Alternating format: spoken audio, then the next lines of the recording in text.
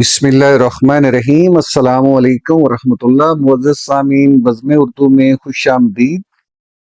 پیش خدمت ہے سیرت النبی صلی اللہ علیہ وآلہ وسلم کا ایک خوبصورت واقعہ، جس کو پڑھ کر آنکھیں نم ہو جاتی ہیں۔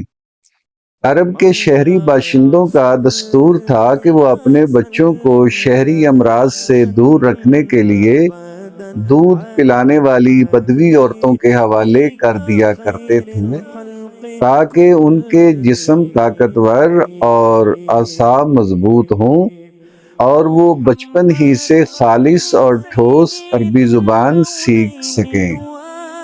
اسی دستور کے مطابق نبی اکرم صلی اللہ علیہ وآلہ وسلم کو حضرت حلیمہ بنت ابی ذؤیب کے حوالے کیا گیا، جن کا تعلق قبیلہ بنی سعد سے تھا۔ آپ صلی اللہ علیہ وسلم کا بچپن بنو سعد ہی میں گزرا۔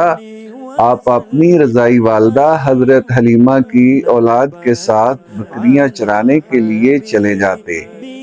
آپ صلی اللہ علیہ وسلم کی رضائی بہن شیمہ آپ کو اپنی گود میں اٹھاتی، آپ سے پیار کرتی، آپ کو جھولا جھلاتی اور لوریاں دیتی۔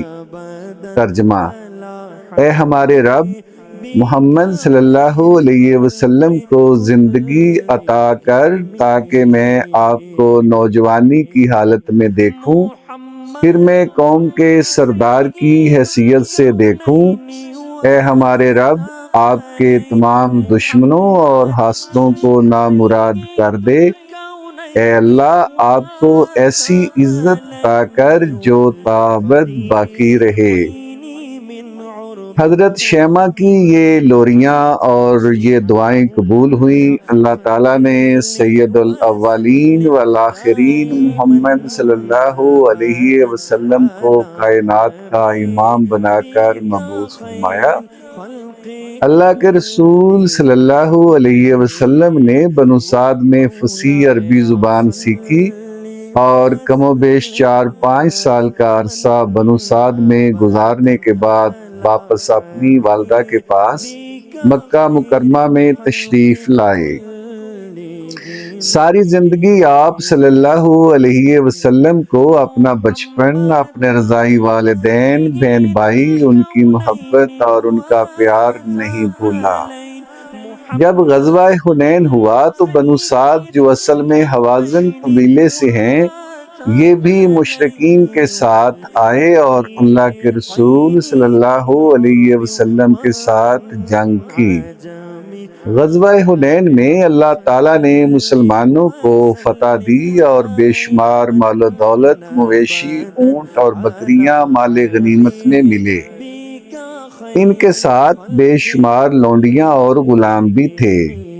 ان قیدیوں میں سیدہ حلیمہ کی بیٹی اور رسول اللہ صلی اللہ علیہ وسلم کی رضائی بہن شیمہ بنت حارث بھی شامل تھیں۔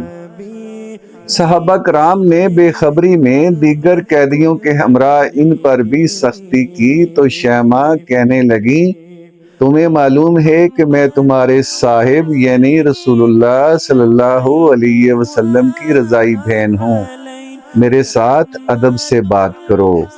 لیکن سپاہیوں کو یقین نہ آیا، چنانچہ ان کو آپ صلی اللہ علیہ وسلم کی خدمت میں لایا گیا۔ آپ صلی اللہ علیہ وسلم نے انہیں ایک مخصوص نشانی سے پہچان لیا، صحابہ کو باہر جانے کا حکم دیا۔ فرتے محبت سے آپ صلی اللہ علیہ وسلم کی آنکھوں میں آنسو بھر آئے۔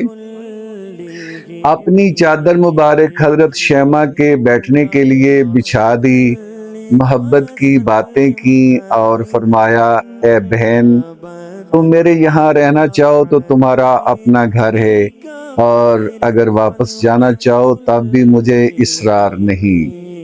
انہوں نے اپنے قبیلے میں جانے کو ترجیح دی۔ شیمہ اپنے رضائی بھائی کے اعلیٰ اخلاق سے نہایت متاثر ہوئی اور اسلام قبول کر لیا۔ آپ صلی اللہ علیہ وسلم نے انہیں 3 غلام، 1 لونڈی، کچھ اونٹ اور چند بکریاں عنایت فرمائیں اور ان کے قبیلے کے قیدیوں کو رہا کرنے کا حکم دیا۔